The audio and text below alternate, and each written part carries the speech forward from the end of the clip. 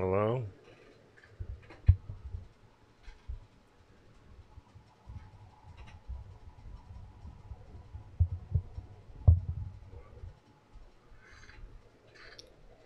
Yeah, check.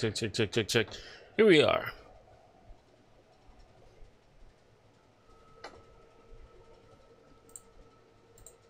Yeah, check. Here we are.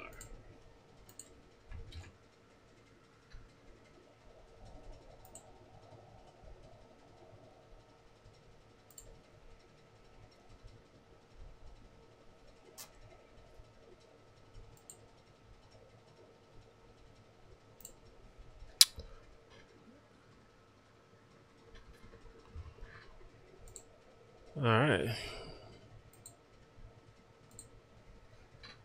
Welcome to the live stream. We're back on a Sunday.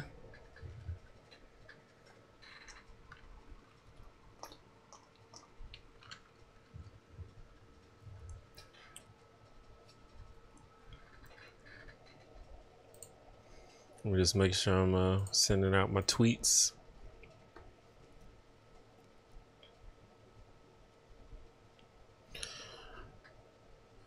I missed last week. I didn't stream last week, so it's been kind of a minute since my last stream, but we're back. I was very busy last week. Just had a lot of stuff going on. I did. If you follow me on Twitter, you might know that I did two podcast interviews last week. So that was one of the reasons why I didn't stream, because I had to schedule those in.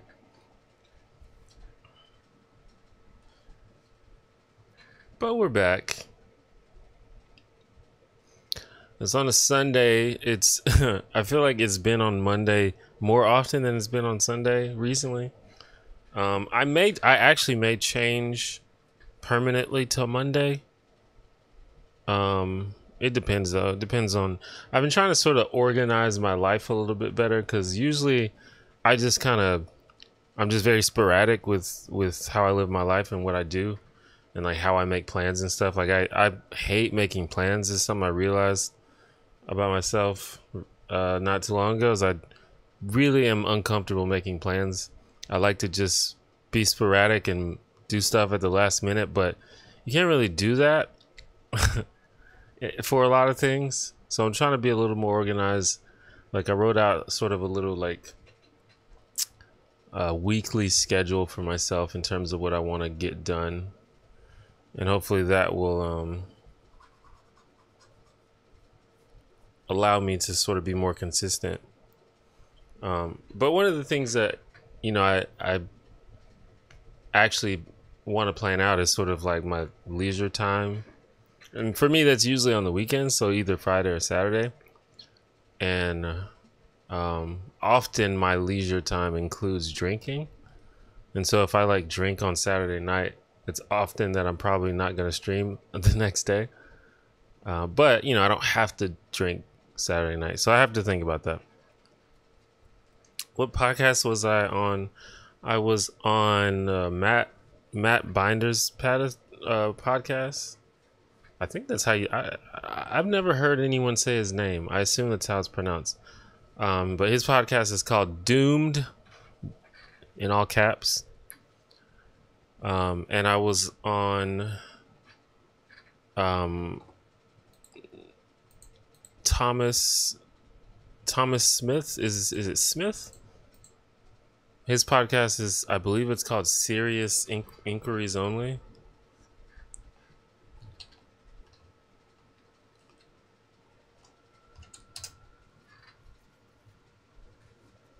Yeah, Thomas Smith. And yeah, the podcast is called Serious Inquiries Only. And basically both of them invited me on after my Sam Harris video blew up. And they just wanted to talk about that.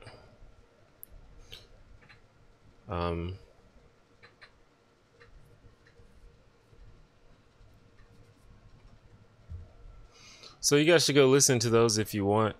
I kind of, well, I don't dislike doing interviews, but it's always, I'm really bad at talking. You haven't realized from listening to these live streams?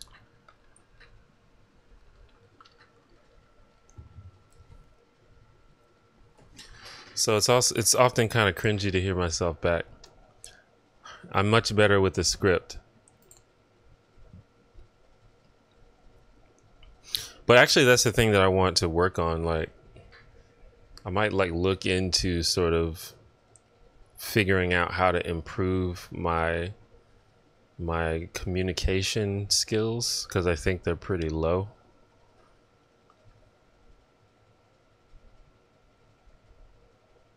Or at least my impromptu communication skills. Like I think I'm pretty good at like writing in general, but like just talking doesn't come naturally to me, I think.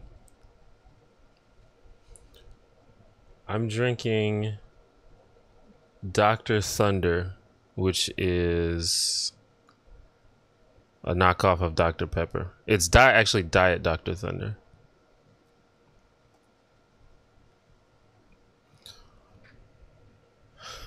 I like it a lot on your videos. Thank you. What do you do on streaming most of the time? Usually, I mean, I just go with the flow. I just answer questions from chat and just talk about whatever comes to my mind. It's just basically just like we're hanging out. That's like sort of what I think of about it. Usually the chat will start a conversation or they'll ask questions. This is sort of a time to get to, I mean, not necessarily get to know me, but like just ask questions, I guess. Because in my videos are never really, I feel like my videos don't really establish like a connection between me and the audience, and that's sort of what the live streams are for. So you can just ask whatever you want. It could be a serious question or it could be a silly question. Since my videos are often about like social issues and politics and stuff like that, we often talk about things like that. And I'm interested in certain things that I get asked about a lot. Like I like video games and professional wrestling and sitcoms. So once people realize that, they ask me questions about that. So, but it's, you know, it's whatever. I just go with the flow. Sorry if I'm squinting. It's like I'm sitting in front of a window and it's like, it's not even that bright outside, but I don't know. I think it's because the light in the room is not on. So it's bright by comparison.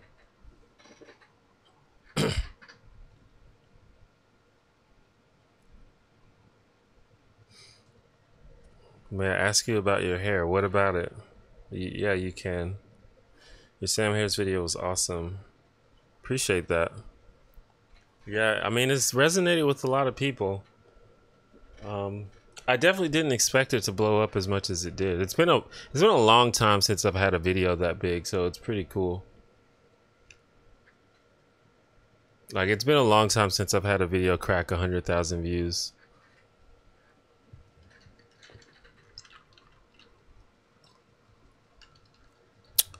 Thoughts on Dave Rubin saying stupid shit like competition will kick in if the post office is abolished? Well, I mean, to be fair, this isn't just Dave Rubin being stupid. This is like the actual like libertarian viewpoint a lot of the time. You know, he's just sort of parroting what libertarians say all the time. And it's just completely out of touch with reality. And the thing is, like they pick like the worst examples. Like the post office is a terrible example. The post office could not be for profit. Like that would be terrible. Like people just wouldn't get their mail. Like it's the point of the post office being not for profit is so that everybody gets their mail and it's fine. And they don't have to worry about, you know, being left behind because the company won't make that much money. Like if the post office was privatized, you know, if you lived in some like middle of nowhere town in North Dakota, you're just not going to get your mail because there's no financial incentive to deliver mail to some random town where there's like 14 people living there.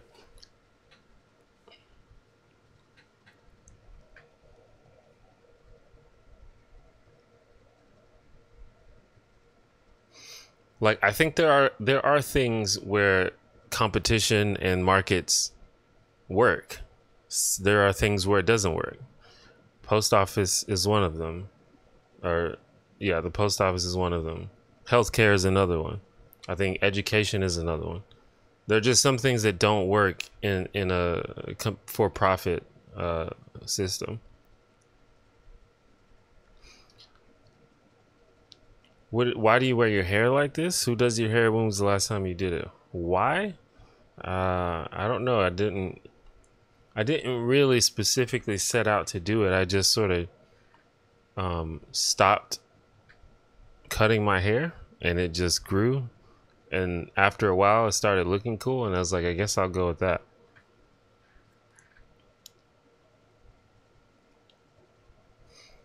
My hair is like completely natural. It's naturally freeform. That's just what my hair does if I leave it alone. So no one does it.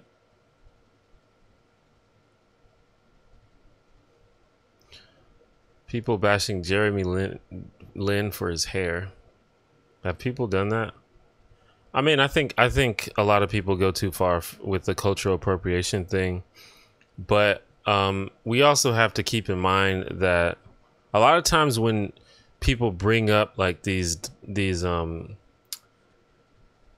this sort of outrage machine, it's usually just anonymous people on Twitter, and it's important to understand that random crazy people on Twitter don't represent, you know, an actual significant portion of how human beings actually are. So, you know, you can find a mob on Twitter that will say anything.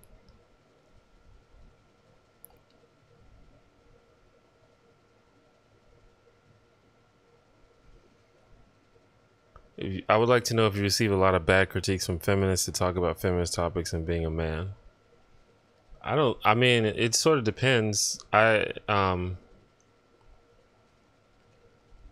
think I receive bad critiques, at least, especially not nowadays. Maybe back in the day, I used to be a lot more critical of feminism, I guess. Not really. I made like one or two videos that were slightly critical of feminism. But usually when I get critiques from feminists, they're usually pretty civil and you know, polite, even if I don't agree with them. I mean I've had some, you know, harsh criticism, but it's very rare.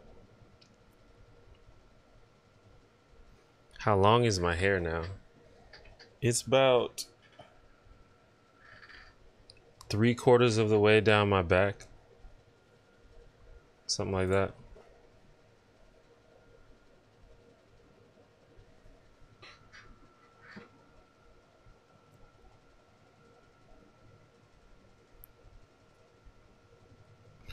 Has there been much of a fan backlash to your Harris video, and is that reflected in the hidden likes and dislikes? Well, that's not why the likes or dislikes are hidden. I hide likes and dislikes on all my videos. But there has been kind of a backlash, but there's also been a lot of support. So it's I guess it's like, honestly, there's probably been more support than backlash, but there's definitely been a significant backlash for sure. Some people like got really mad. And Sam Harris, you know, he's one of those people that has fans that think they're smart. And those are like the worst. Those are the people that like, you know, they use big words and try to sound smart, and they like they're like super condescending, and they talk to you like you're a child.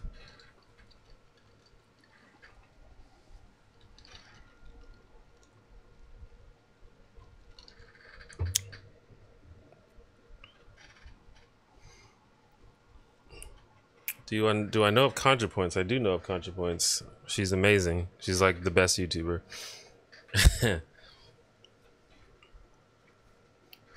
I've said it before, but I think ContraPoints is like basically the leader of the YouTube progressive movement right now.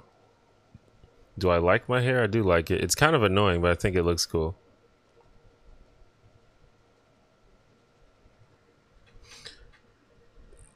Oh yeah, people still, this is the thing, even though I disable likes and dislikes, I think people still like and dislike the video at the same rate. It doesn't deter people from liking or disliking. But you just can't see it. So people don't know whether or not their dislikes or likes mean anything. And that's sort of how I like it. Am I gonna start back posting videos more often? Probably not right now. Cause I've switched to a style of video that takes longer to make. So, and I forgot to mention, but someone earlier, I can't remember who, but someone asked if I was gonna start making longer videos. And I'm not sure about that, because my last video is like the longest video I've ever made, I think. I don't want to intentionally make them longer, but I'm more open to making them longer. Before, I used to cut them short on purpose because I didn't think that people wanted to see long videos from me. But I make a long video and then it gets 100,000 views, so I don't know. But at the end of the day, the videos will be as long as they need to be. So I imagine sometimes they'll be long and sometimes they won't. As for like frequency of videos, probably not going to be any more than 2 a month right now. You know, as I grow, and if I get like, if my Patreon gets higher, if I can like get some people to help me out, like I've been talking with my brother about helping me out with some ideas, and eventually I want to hire a editor to help me pump out the videos better. So once that happens, then the video frequency will increase for sure.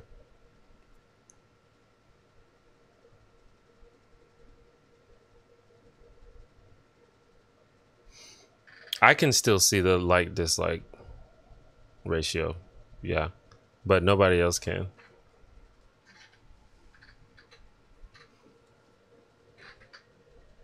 It doesn't really disable it, it just hides it. There's no way to disable it.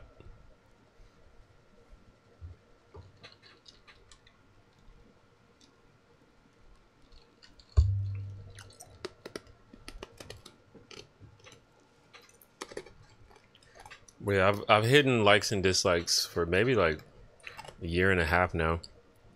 I just think it's dumb. I don't like the concept. I mean, they're useful to a small extent, but not. I don't think they're useful enough.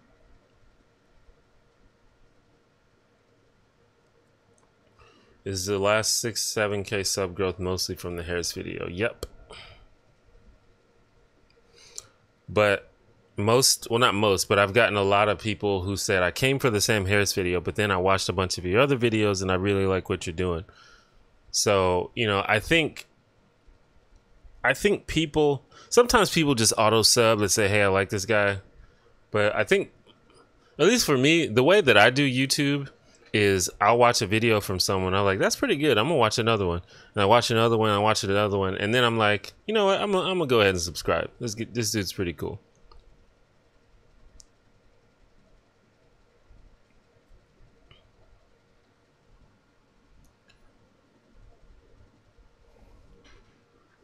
I found your channel in the comments of a Riley J. Dennis video. I've been binge watching. Awesome. That's another thing I've realized too. A lot of people have found my channel just from seeing me comment on other people's videos. So I've been trying to comment on like, my friends and acquaintances videos, people that I think have good videos and like similar audiences to mine. Like I've been trying to do that more. Cause I click on stuff too. Like if someone leaves a comment on a video and they have like an obviously well-made icon and they say something funny or cool, then I'll go check it out.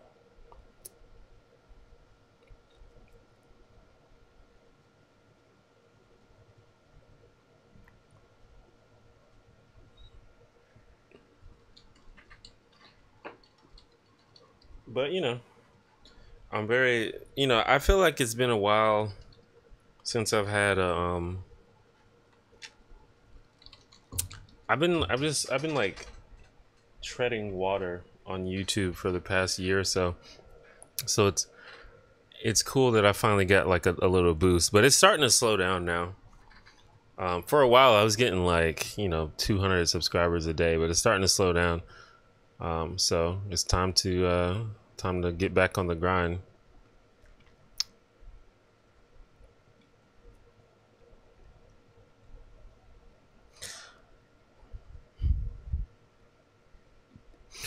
Honestly, like the Sam Harris video came about because I was asking on Twitter, like, are there any like YouTube takedowns of Sam Harris or video essays talking about Sam Harris?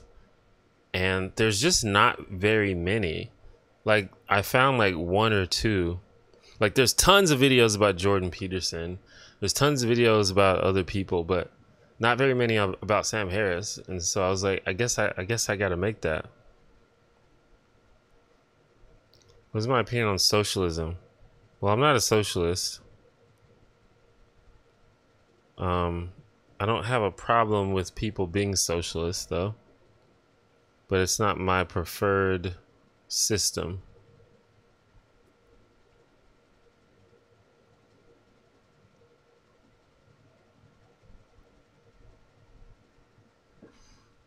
If you and Natalie did a live stream together, I would die. Well, we have before. I've been on her live stream channel 3 times, I think. Only one of those times was just a one-on-one conversation, though. The other times, other people were there.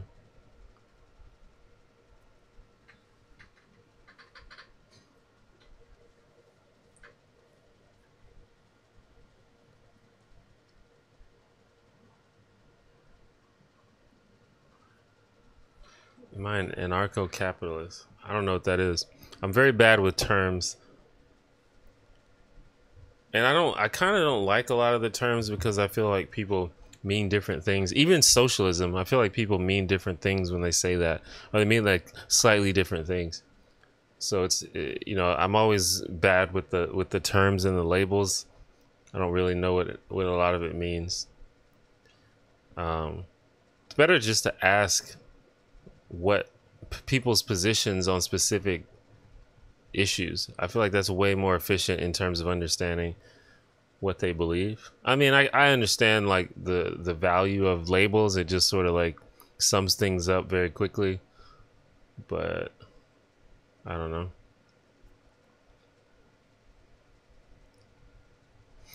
Anarcho-capitalist is that guy too. Well, I don't think I have too much in common with him. Although, I may agree with him on some things when it comes to capitalism. I don't know. Oh, well, I definitely do not believe in stateless capitalism. Like, quite the opposite.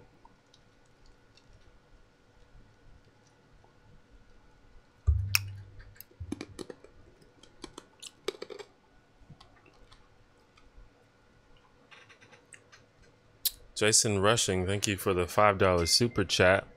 I'm a new supporter on Patreon. I really like some of your stuff. What would you say is your most conservative political opinion?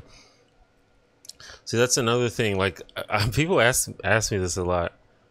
I'm not exactly sure what's considered conservative. And like, modern American conservatism to me is like inherently flawed. So I don't really identify with conservatism at all, like in any way. But I mean, some things that I believe some people might think are conservative, but I don't know. Like for example, we were just talking about capitalism, and I'm generally in favor of capitalism, just regulated capitalism. But some people argue that, favoring capitalism is in it of itself a conservative idea.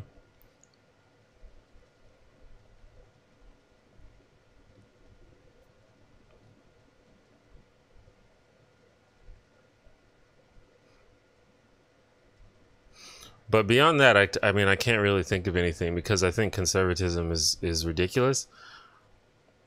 You know, it's kind of like asking what part of flat Earth theory do you most agree with? You know, it's like it's just inherently ridiculous. What do you think of the term Uncle Tom? I don't know. It's not a useful term because it's just a word that's used to be mean to people. So it's like, okay, I'm not in favor of being an asshole.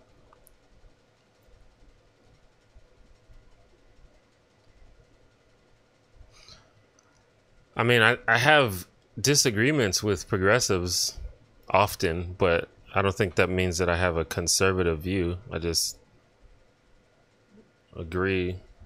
I just think things should be handled in a different way sometimes.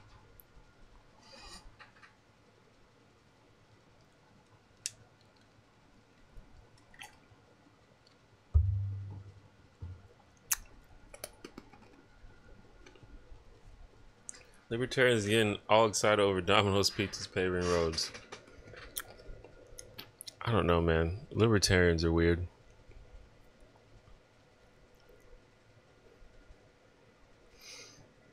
Oh yeah, someone asked about Smash Brothers earlier. I'm so pumped for Smash Brothers.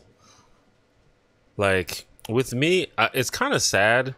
Like when I was a kid, I used to be so excited for video games. Just any video game, I was like, I want to play everything. Got my Sega Genesis, and nowadays I don't have that same excitement for video games. But every now and then something comes out where it's like, I have to play that. I'm gonna play that. And the last game for me that was like that was Dragon Ball Fighters, which I bought. And the last game before that was Legend of Zelda Breath of the Wild, which I bought. But now the game is Smash Brothers, and I'm so pumped and I want it. Why do you think there's so many people within the skeptic community, especially Sam Harris fanboys, are embraced as religious people like Jordan Peterson? Because they are both vaguely anti-progressive, anti-left. And that's it. I mean, that's pretty much it, in my opinion. These people sort of rally around anyone who sort of vaguely supports this the left is ruining the world narrative. And that's why, you know, they support a lot of these wacky conservatives, even though they, you know, they claim to be liberal atheists. You know, like the craziest thing to me was seeing people support Milo Yiannopoulos, who was like, he literally like, he said something like atheists are stupid. Basically, he said atheists are stupid. But this, you know, the skeptics still were on his side just because he hated feminism.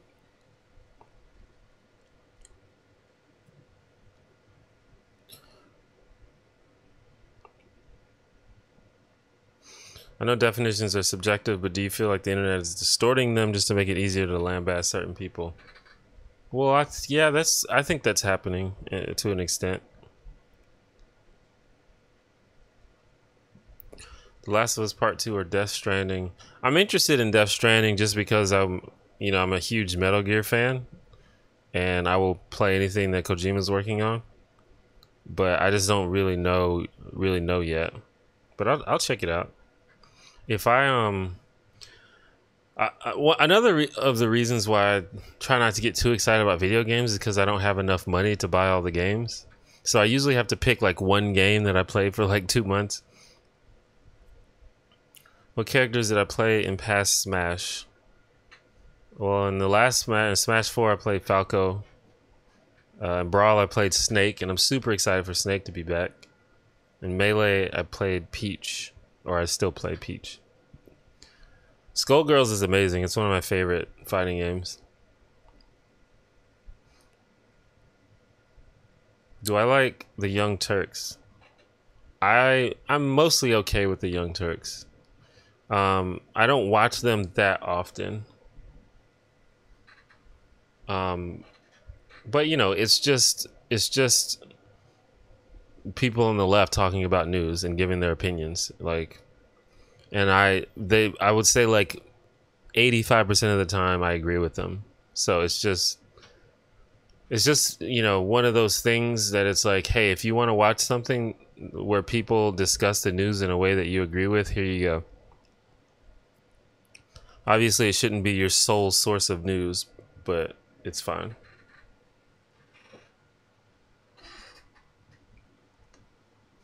I didn't watch all of E3 at all. I just sort of tuned in on certain parts that I was interested in.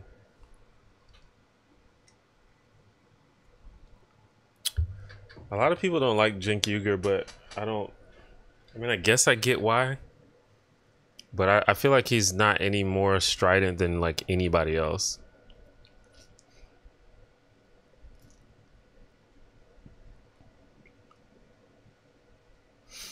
It's unlikely that I'll do a video about Jordan Peterson because there's already way too many, and many of which are way better than anything I could make. For example, check either of Peter Coffin's videos about Jordan Peterson or watch ContraPoint's video about Jordan Peterson. Both of those videos are far better than any video I would make.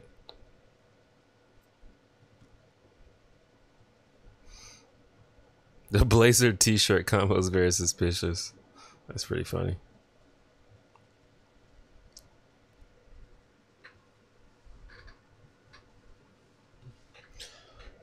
Did I ever watch the Jimmy Dore show? I watched it a little bit. I'm not that big of a fan of Jimmy Dore. He's like, I don't know, there's like this segment of news YouTube, I guess you could call it. Like, it's more than political YouTube, like it's news YouTube where people just talk about the news.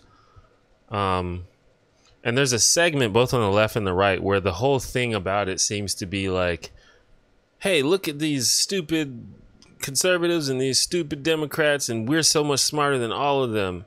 And that's sort of what I feel about Jimmy Dore. That's like how I feel when I watch his videos. It's like, oh man, everybody's stupid except us, except me and you. And it just, I don't know, it's not my thing.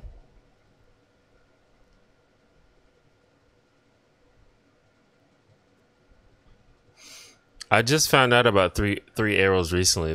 Those videos are very, very good, and it seems like Three Arrows has been growing very fast recently, so that's good. It's good when good channels are growing.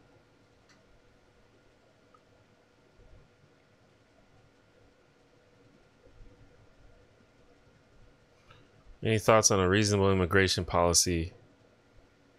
I honestly don't think that I am smart enough to answer that question. It should definitely be easier to become a citizen, and it shouldn't, you shouldn't incentivize people to come here illegally just because it's so hard and convoluted to come here legally. But beyond that, I don't fucking know. But I have a lot of personal experience with both legal immigrants and illegal immigrants in my friends and among my friends and family. And I can tell you that it sucks and it's stressful and it makes you want to fucking rip your teeth out. And it's hard. And it's, you know, for some people, it's just like a lifelong stress of, will I ever, you know, be able to live in this country and not have to worry about it, you know?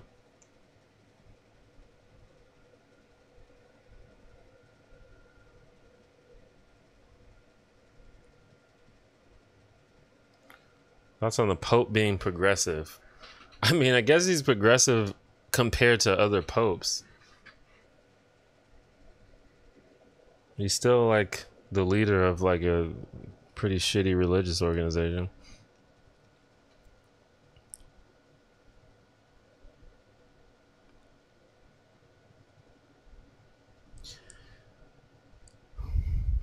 To be fair, I don't follow the Pope that closely.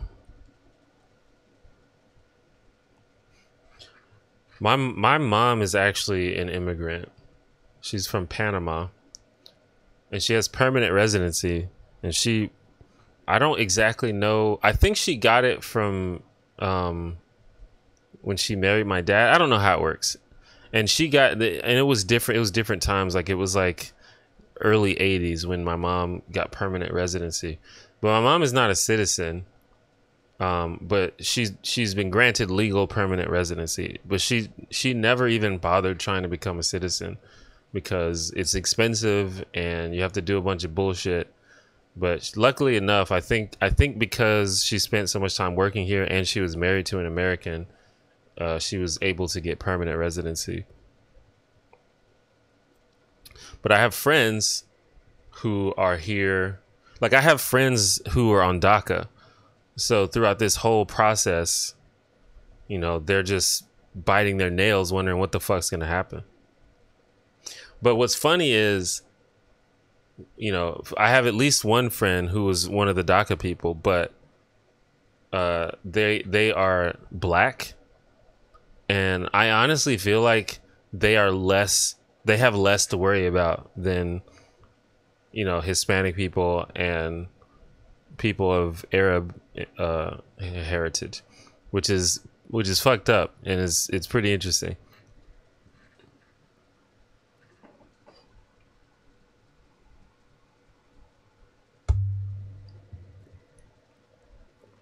Watching from Italy. I think it's cognitive dissonance, stubbornness, or earnest support. When it comes to Republican support defense of the child concentration camp we basically have at the border. I mean, I think it's just xenophobia and nationalism.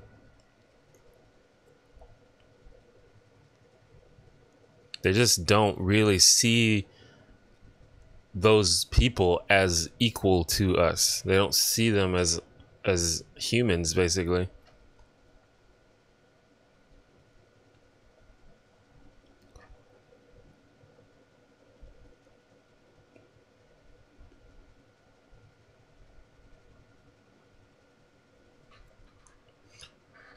Was watching the ContraPoints. You mean the live stream? But I'm always down to collaborate with, you know, the other people in this space. There's a lot of people making great stuff in the sort of, I guess, progressive YouTube space. I'm hesitant to I don't know. I'm hesitant to like sort of identify as part of some kind of specific group, because I did that before and I found myself like being sort of lumped in with a lot of people that I didn't always agree with and I didn't always endorse. So I'm often hesitant to do that. But insofar as we are people who make videos and we are generally on the left and generally in favor of social justice type stuff, then I can say that those are my colleagues. You know, people like ContraPoints, H Bomber Guy, Sean, even like 3 Arrows, stuff like that.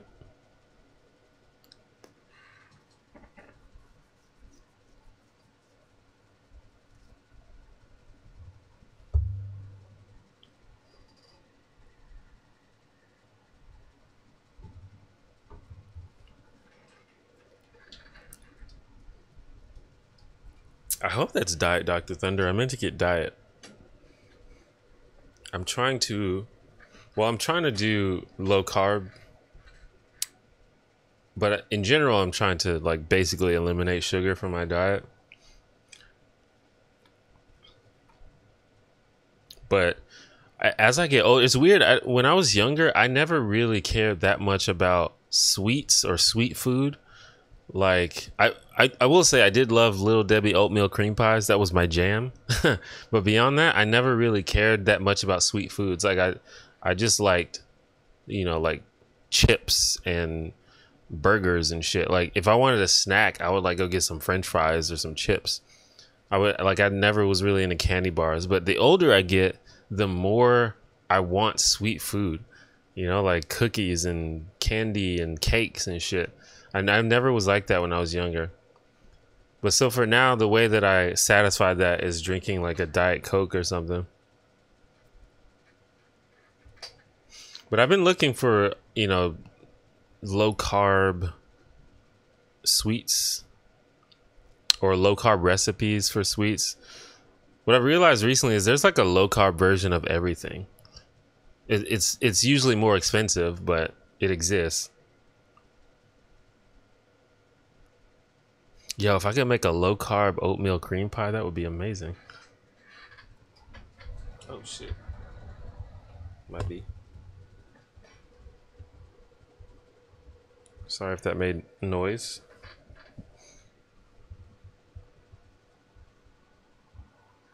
This thing is, it's like loose. Sorry about that.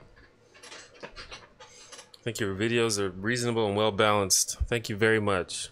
I try to. That's what I'm going for. Luis donated $3.33. What's up, Luis? Appreciate it.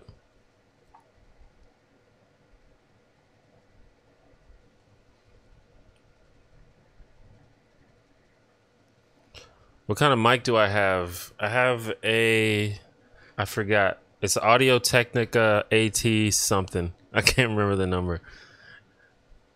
AT40 something. I can't remember. But it's Audio Technica is the brand.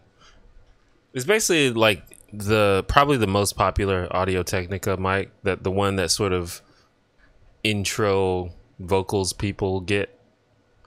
It's like the standard.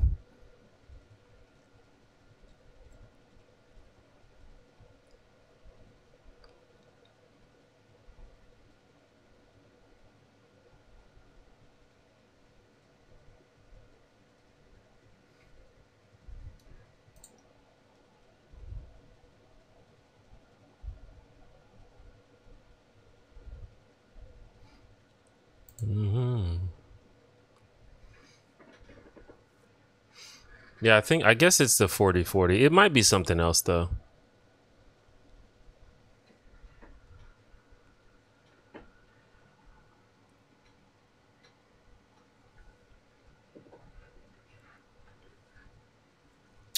But it's a pretty decent mic. I don't know if it's the best for this kind of thing, but it's what I got. It was a gift. My brother gave it to me.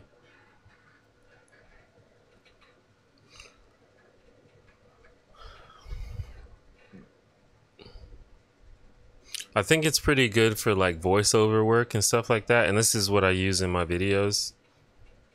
I think for sort of like a live stream or podcast type of thing, where you might have to move the mic around and stuff. I don't know if that's good.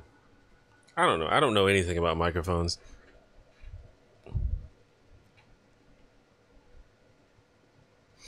Do I have any public speaking engagements lined up? I do not. I'm not really ready to do public speaking. It may be something that I do in the past. For one, I don't think that there are enough people that give a shit what I have to say. But for two, I just don't think I would be good at it. And I'll talk about this a little bit earlier in the stream, where I think that I'm pretty bad at like speaking off the top of my head. I have to sort of think a lot, and I stammer and stutter a lot. But that's the thing that I consciously want to improve. So I'm going to look into improving that. Like maybe even take like a course on it or something.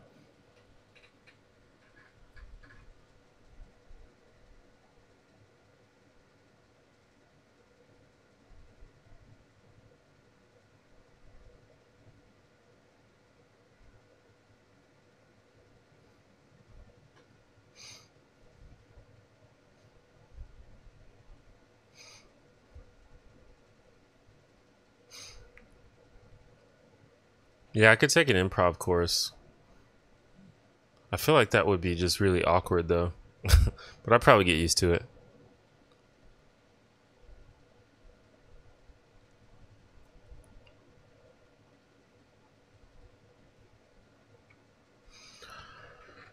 Yeah, I think that you have to take an honest look about when you're like trying to judge a movement, you have to take an honest look about what's going on.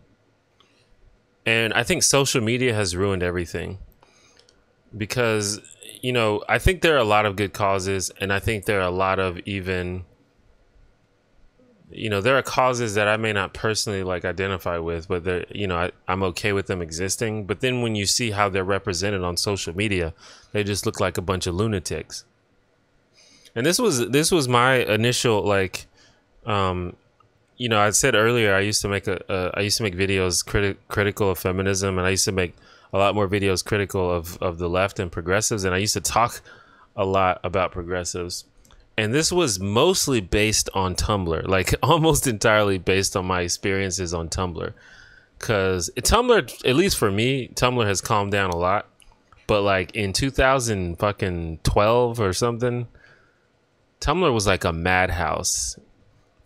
And it was a good way to make you become very annoyed with feminists and progressives. But thinking back, that sounds ridiculous to base your whole criticism on this one social media website. But I think people are now doing the same thing with Twitter, because you get like, someone will say something and then they just get fucking dogpiled on Twitter, and then that will then lead, like, I think a lot of this intellectual dark web stuff is literally based on Twitter. It's based on, it's based on like college campuses and Twitter, and even so, college campuses, they're like fucking 19-year-olds. They don't represent the majority of human beings who are on the left. And then you get on Twitter, you say something, and a bunch of people shit on you. It's fucking Twitter, So that's something that I have started to pay a lot of attention to. Like, is this really a big problem, or is this just a bunch of angry people on social media?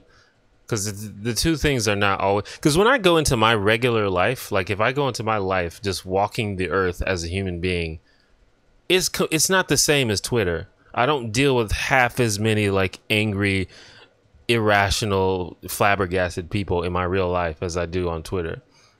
And I feel like it's probably the same for most people.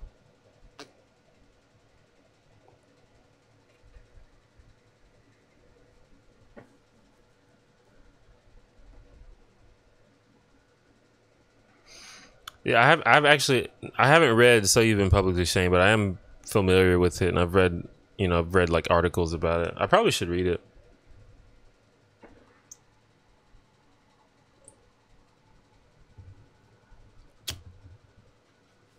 So I've tried to put less stock in sort of these like, I don't know, these characterizations of movements, and especially I've noticed when people do say like, oh, I don't like this group because they act like this, they don't usually apply that same criteria to groups that they agree with. And this goes on both sides, so for example, like the easiest example is like, oh, the left, they're just such snowflakes and they're so sensitive about everything. And anyone who pays attention knows that the right is just as sensitive about all kinds of bullshit. But, they don't apply the same criticism to their own group. So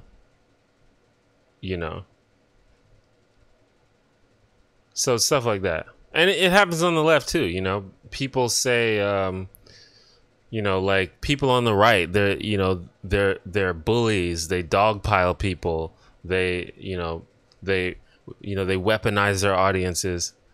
The people on the left do that shit all the time too.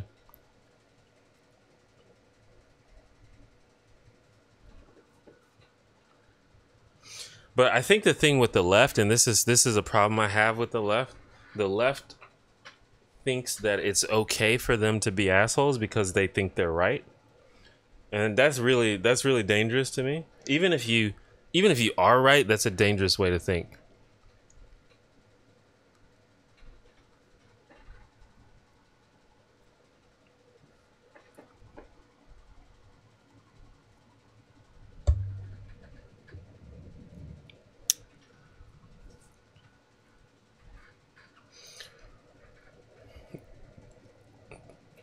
Tumblr's making up 500 different genders. They think cloud gender is real.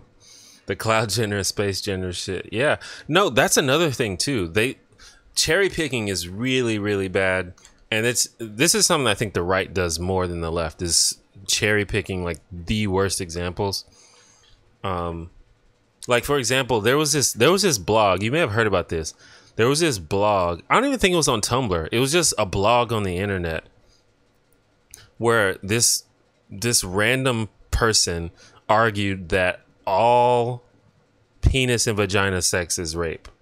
It was literally just a one blog. As far as I know, it was literally only this one blog that argued this.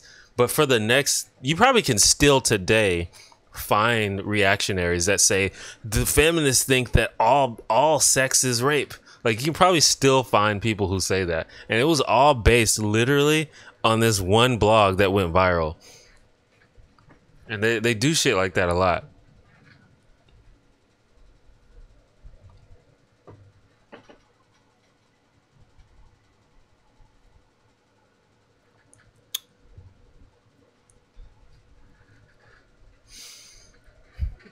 But sometimes it's based on sometimes I will concede it's like maybe some people say that, but most people don't say that.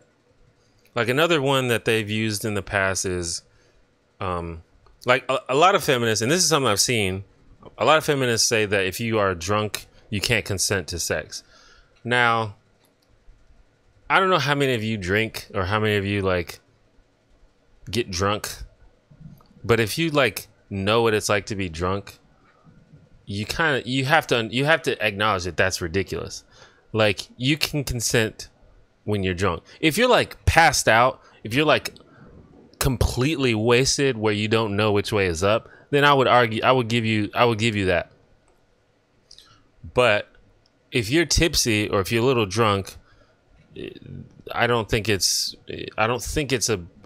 makes any sense to say that you can't consent. But you know, the people on the anti-SJWs have totally ran with that, and they've said the feminists say that, so they're trying to like say that if they have a regrettable sexual experience then it was rape. They're just trying to call everything rape, and it's just we just got to get better at communicating stuff, and we got to like. We need to stop. We don't need to talk about things if we don't know what we're talking about, if we've never been there.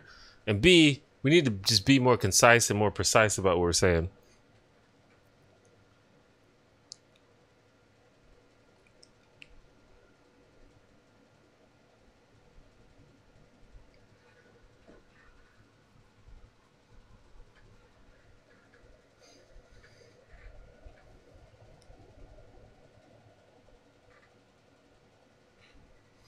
I mean, whether or not you should or shouldn't, I mean, that's just up to the person.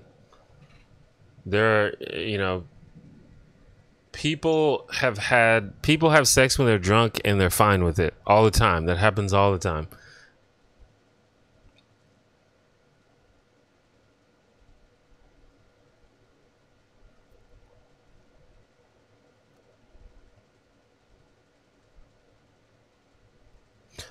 I legitimately think these people are teenagers who will hopefully grow out of it. I think that's the case a lot of the time. The problem, like I said, social media has ruined everything.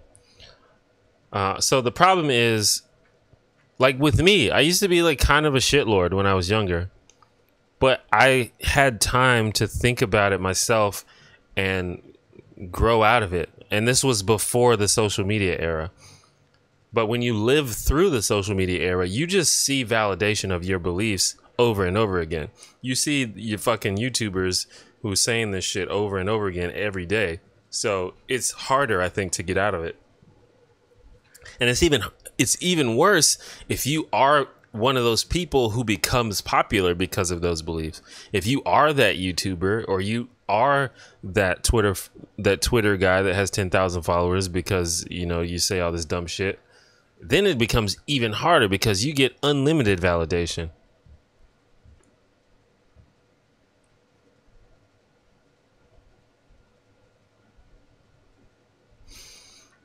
Yeah, I think that the left is prone to sensationalism. and they do. I think they word things in a provocative way to get attention a lot of the time. But I also think that if you sit down and talk to people, they will usually explain the context of what they're saying. But I do think that we need to be more concise in the way that we talk to people. What's up, Revy? Anything you want to make a video on that you haven't yet? Well, yeah. I mean, I have a lot of ideas. I have no shortage of ideas.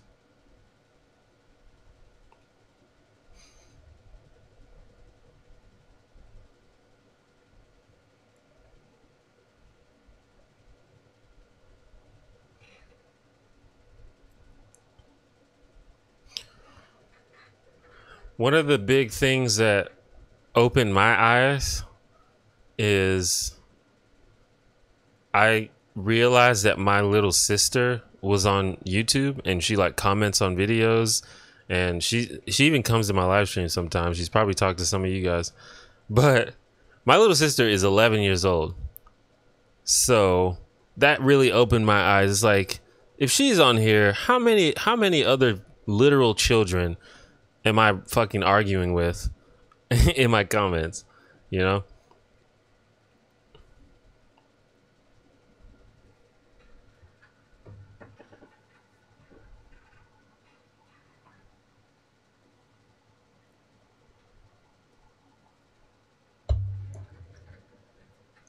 He has a lot of legacy subs. I have a lot of legacy subs too. Which is why I have almost 100,000 subscribers, but only 42 people in the live stream. But 42 is actually pretty good. That's above average for me.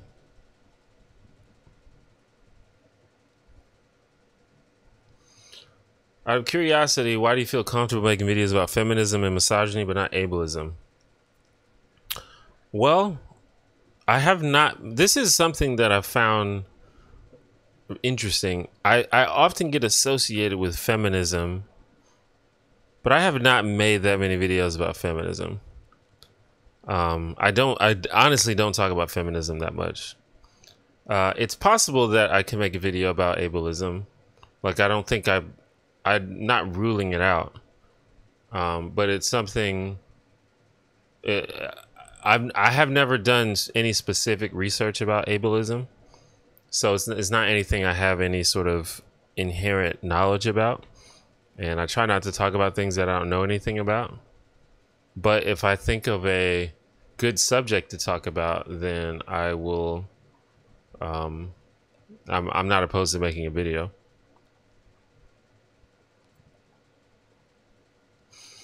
I think like I have maybe like 400 videos on my channel, and I've probably made like 4 about feminism, 3 that's specifically about feminism.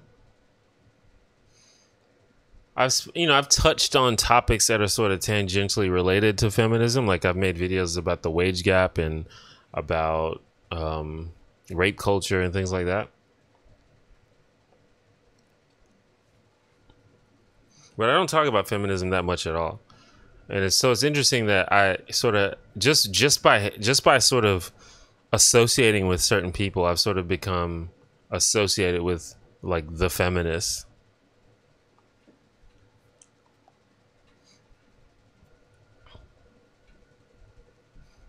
Oh, are Ollie and Natalie streaming? Well, shit. I'm surprised so many people are here then. Why the fuck aren't y'all watching them?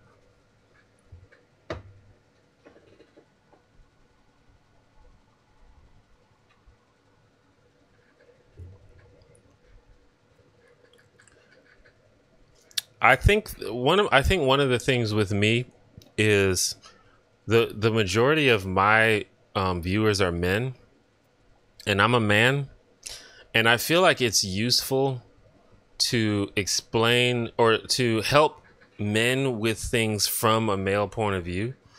So I think that's probably why I might be more likely to discuss gender in general, not specifically feminism, but gender issues in general. Because I think a lot of men, I think it's hard to explain stuff to men if you're doing it from not a male point of view. And maybe that's a problem, but you know, you have to be practical. So that's one of the things that I've tried to do, especially back in the day. Like, you know, probably the video that I'm most known for is "You're Probably Not Really a Nice Guy." And I kind of hate that video now, but you know, part of the point of that video was explaining this thing from a male point of view. Jason Rushing, would you willing to have a civil discussion debate with a YouTuber from the other side? It depends on who it is, and I would have a discussion. I would not have a debate. I have no interest in debating anybody. But I'm perfectly happy to have a discussion. I am hesitant to doing a live discussion in front of an audience, because at that point it just becomes like a spectacle. But I'd love to have a private discussion with anybody. I really don't have any interest in doing debates though. And also it depends on the person. You can't just like randomly pick a person from the other side, because a lot of people are clearly bad faith. And a lot of people clearly have no interest in objectivity. So it would, and if we're talking about YouTube, there's like very few people that that are like the other side that I would actually consider speaking with, because I feel like the YouTube community is just especially tainted. But there's some people.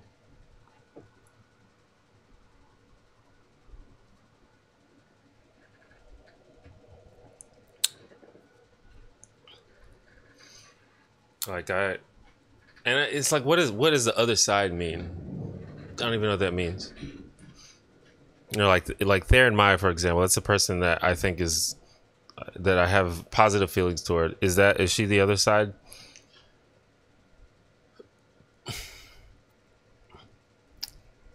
Because I feel like she's more centrist than right.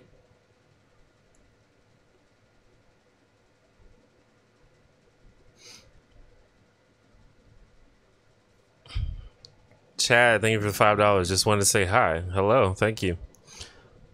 I enjoyed your latest video. Did you have fun making it? I had fun writing it. Since it was so long, I'm not used to making videos that long.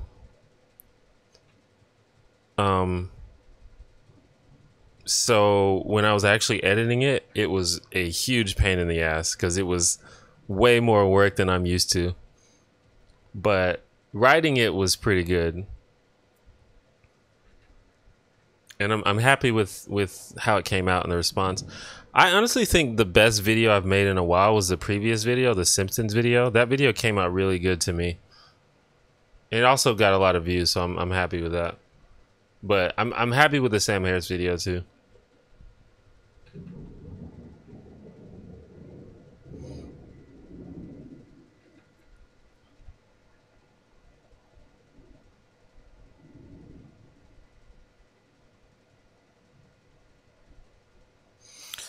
Do I like writing? What's my favorite part of the video making process? Writing is definitely my favorite part.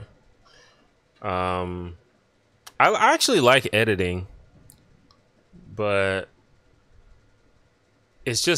editing is by far the most tedious part. So it can get really annoying and frustrating, because it's like, I just want to be done with this fucking video. I've been doing this for like 12 hours. But editing, I think, is the most creative part.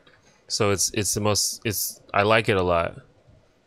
It's also the most tedious and the most time consuming. But the thing that my strength, I think, is writing. That's the part of it that I think I'm the best at it. I don't think I'm great at editing. I don't think I'm great at performing. I think I'm okay at writing.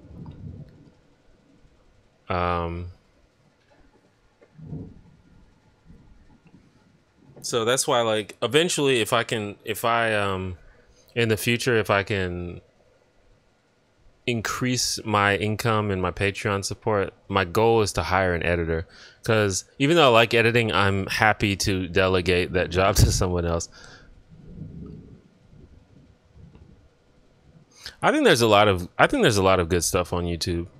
I sort of reject this notion that YouTube is just full of crazy people. Like, there's a lot of dumb shit on YouTube, just like any medium. But there's also like a lot of amazing stuff on YouTube. Probably a higher concentration than other mediums.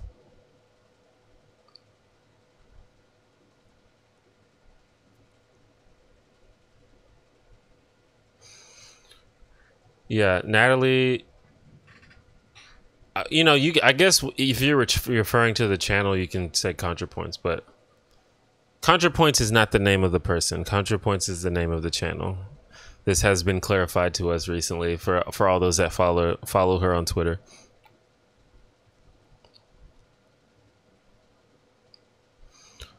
Why did I choose the medium of videos rather than a blog or something?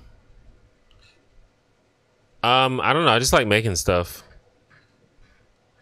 I'm not like, I don't like dislike making videos. I mean, I like making videos. But I like making stuff in general. I like making all kinds of things. I like blogging. I like making videos. I like drawing. I like making music. I just like making stuff. And YouTube was just another thing where I can make stuff. But YouTube just happened to be a place where I built an audience. And so I was like, I guess I'm gonna run with this because this is cool. So I have a job. Are you able to support yourself from YouTube, Patreon? I'm basically doing YouTube full time. I'm still pretty poor, but I make enough to where I can pay my bills. And to me, that was enough to be like, okay, I'm going to try to pursue this. Maybe it was ill-advised. Maybe I should have waited longer, but I don't do well with regular jobs. So I said, I'm just going to go all in on this. I'm making enough to where I can live, you know, but I still have a ways to go, you know.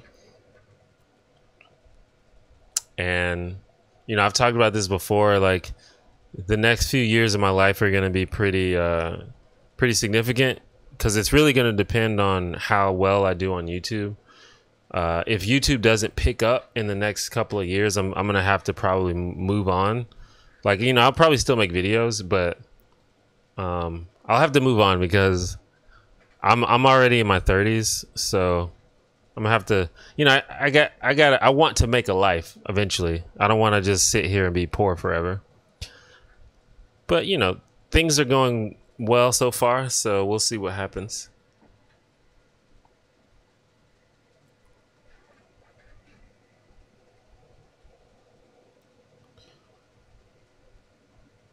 Do you have any tricks for living on less money? Yeah, I mean, really, it's all about just living within your means. You just have to sacrifice things that you want. And a lot of people are not good at that. A lot of people don't like that. You know, I have a shitty car. I live in a small apartment, and I have a roommate, which is my brother. I shop at Aldi, which is like the discount supermarket. You know, I've had government assistance before, and I don't really get to buy new stuff. Like I was talking earlier about how I like video games, but I only get to buy like one every 2 months because I don't have enough money. So it's all about sacrifice. But to me, like, as long as my bills are paid, because in the past I've had issues paying my bills, and that's not okay. Like, if you can't pay your bills, you need to do something. Like, if your lights are getting cut off and stuff, you probably need to make a change. But I'm at a point now where the bills are paid every month, and there's no danger of, you know, my lights getting turned off. And to me, that's good. That's good for me to go where I'm going at the moment.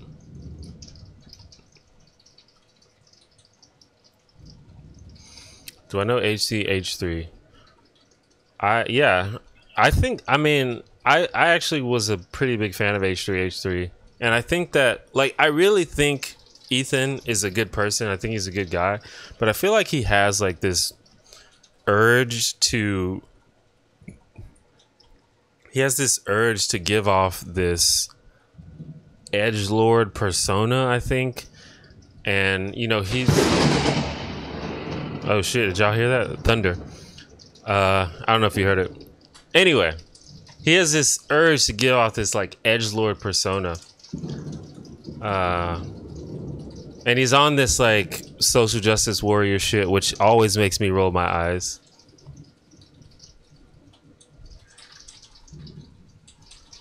Oh, yeah, he probably saw the lightning. Yeah, it just started raining really hard. I'm gonna turn the light on in my room real quick. Hold on. Cause it's only 3 p.m. but it got really dark outside because it started storming.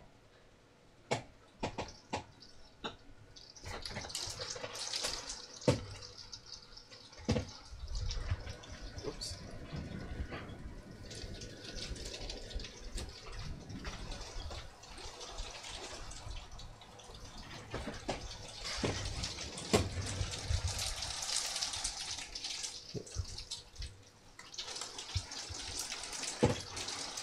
More thunder coming. So you guys might hear and see lightning and thunder because it's storming right now.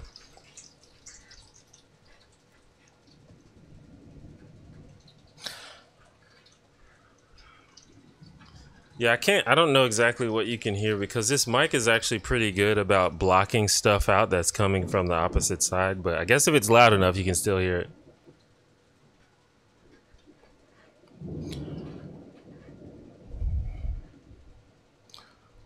I think H3A3 is one of those comedy gaming YouTubers who makes political commentary really shouldn't. Yeah.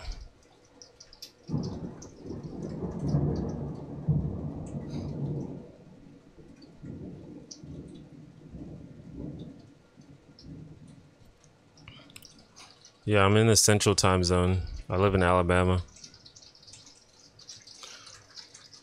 The thing about H3H3 is I'm pretty sure that he's a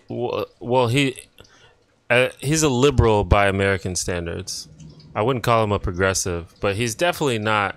Like JonTron was, he went like full white nationalist. I don't know. I wouldn't say that about Ethan.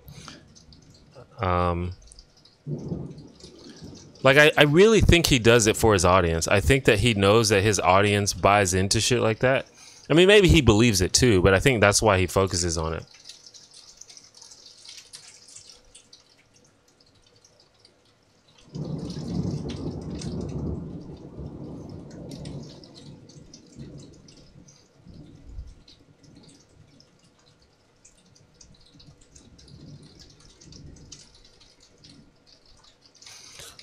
But, you know, it's hard to, like, I get into these situations where I want to defend people and then later they do something indefensible and I'm like, okay, man. Like, I spent a lot of time generally defending PewDiePie, but it's at this point, it's like, okay, man, what the fuck are you doing? So I'm like hesitant to even defend people these days.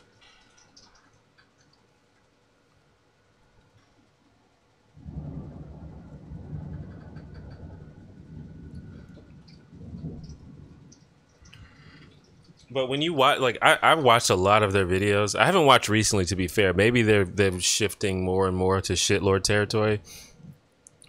But if you watch a lot of their videos, to me, it's clear that they are good people. You know, like they give a shit about human beings, and you know they don't want to harm people.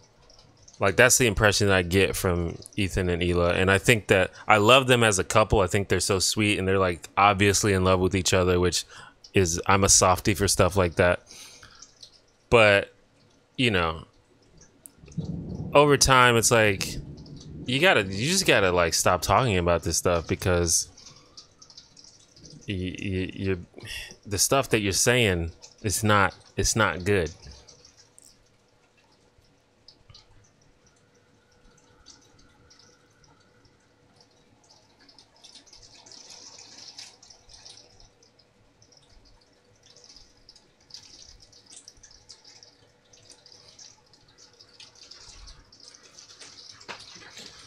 But I don't know. Maybe I've said some things that people thought were shitlordy. I don't know. Shitlordish. I barely think I'm equipped to talk philosophy and politics.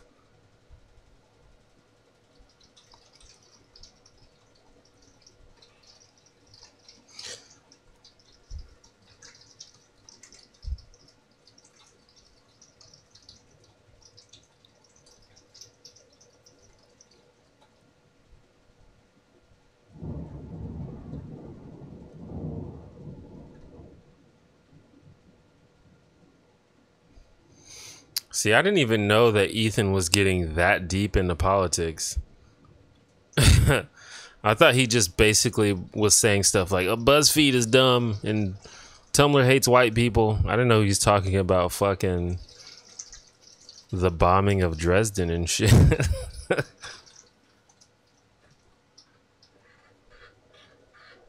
I need to like I need to get, let me see how, if 3 arrows is still growing very fast.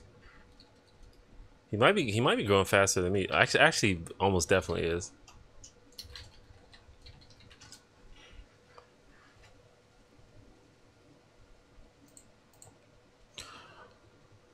Do.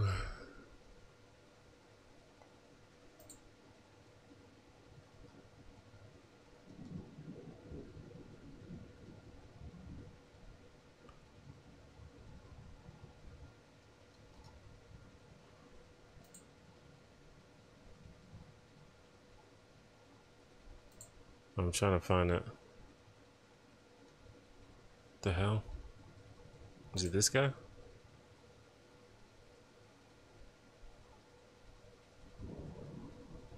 I can't find the social blade.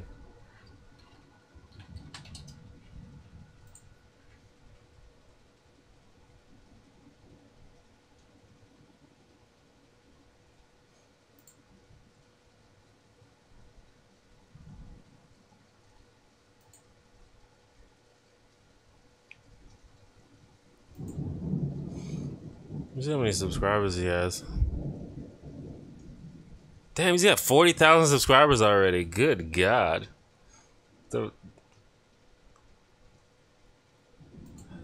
homie is killing it. Last time I looked, he had like 17,000 subscribers or something. Hold on.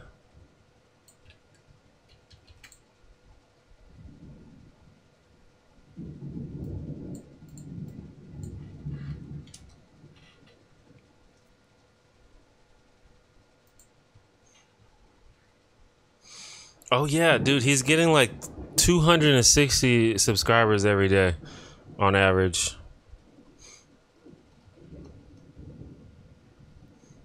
Okay, so it's storming and my lights just flickered, if you guys didn't see that. So we might lose power here.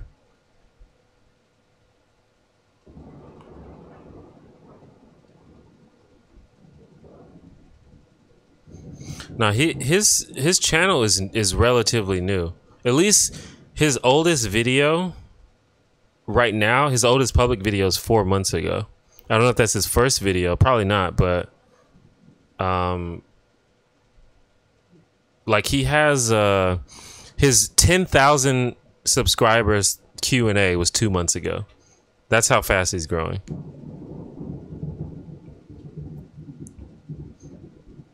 And I assume it's a he.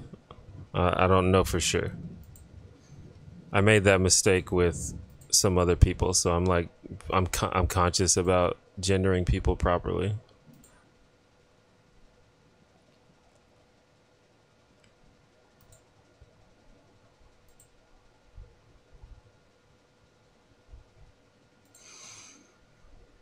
But yeah, like I said, I like when people who are making good videos are growing. Let's see, at this rate, 3 arrows should hit 100,000 subscribers in about 4 months, 4 or 5 months, if this keeps up.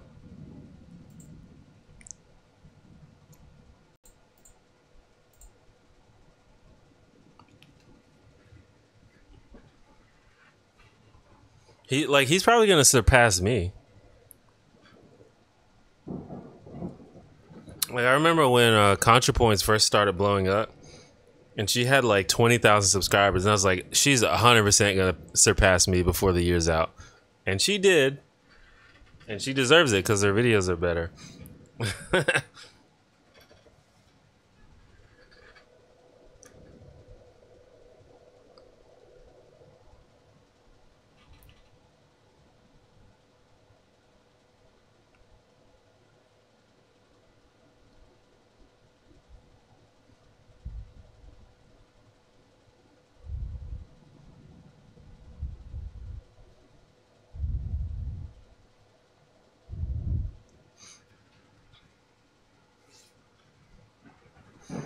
Yeah, to me, iDubbbz is worse than H3H3. But I like when I with I to be fair, I watch iDubbbz less, so I don't know as much about him. But my impression of iDubbbz is that he's just kind of an asshole, and I don't get that impression from Ethan. Like I don't think Ethan's an asshole. He just has bad opinions sometimes.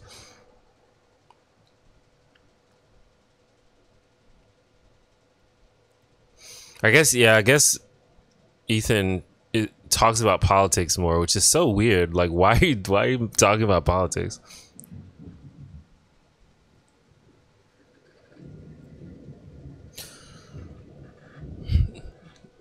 The sport. I didn't see the beginning of the sports conversation, but that's a very interesting topic.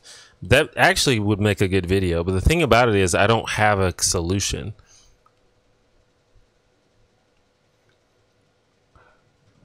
It's a very complicated thing that we need to figure out.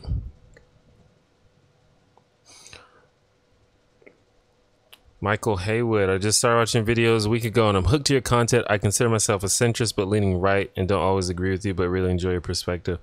Well, I appreciate that. Thank you for watching my videos. I'm glad you like them. Yeah, I agree with you. God damn it. I love that name.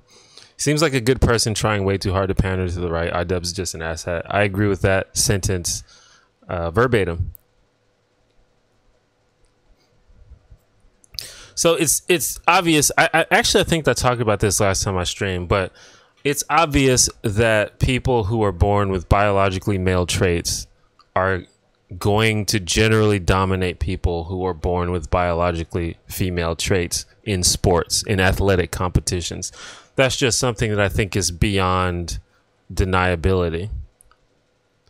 So you can't separate sports by gender identity. That just won't work. And we've seen this. There's many examples of trans people dominating in sports just because they still retain their biological attributes. But the thing is, I don't know what would be like. You would need to talk to an actual like medical professional, and like you probably have to consult a medical professional, a psychologist, a sports scientist. Like you'd have to consult a lot of people to figure out how you would actually separate sports at that point.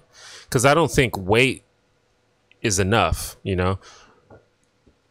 Like I was thinking maybe hormone balance, hormone levels, but that seems very like intrusive and like arbitrary. No, it's not arbitrary, but it's just weird.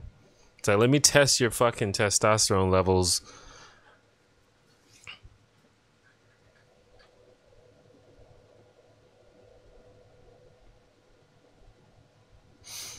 Yeah, I'm a big fan of Destiny. And yeah, he did make a... I don't think he's stopped talking politics altogether. He still does a little bit, but he's definitely toned it down. He made a whole video about why he's going to stop doing those debates and stuff. Because people have been like swatting him and like threatening his family and shit.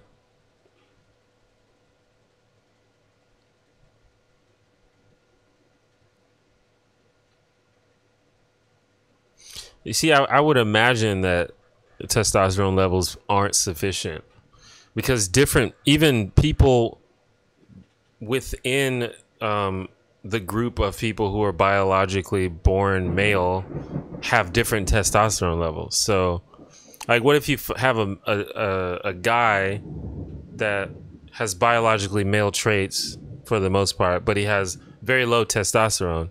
Does that mean that he has to compete in women's sports? It's very complicated, and I don't really have the answer. To be fair, it's probably unlikely that an athlete, like a male athlete, will have low testosterone, but it's probably possible.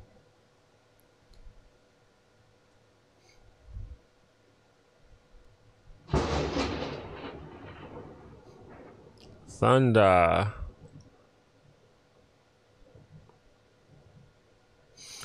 I don't think weight works because what makes you effective as an athlete is much more than just how much you weigh. Like it's like your strength levels, like literally the shape of your hands and the shape of your arms and legs and things like that. But I feel like we could figure it out if we like sat down and tried to, and we're literally gonna have to at some point.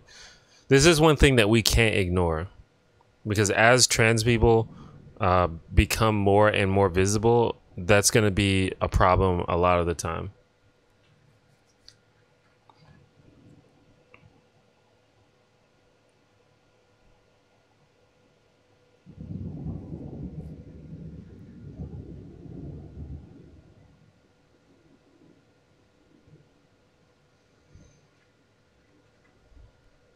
And it probably would depend on the sport too, but like pretty much any athletic competition, there's definitely a significant difference.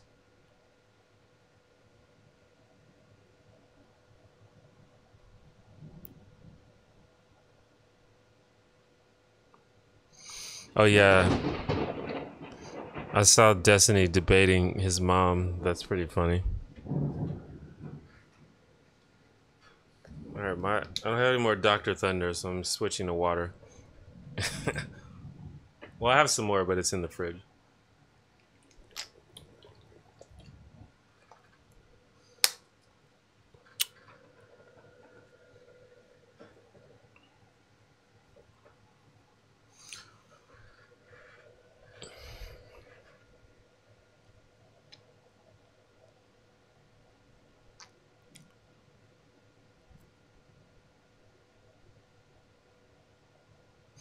Or another solution, well, it depends on the sport, but another solution would be just to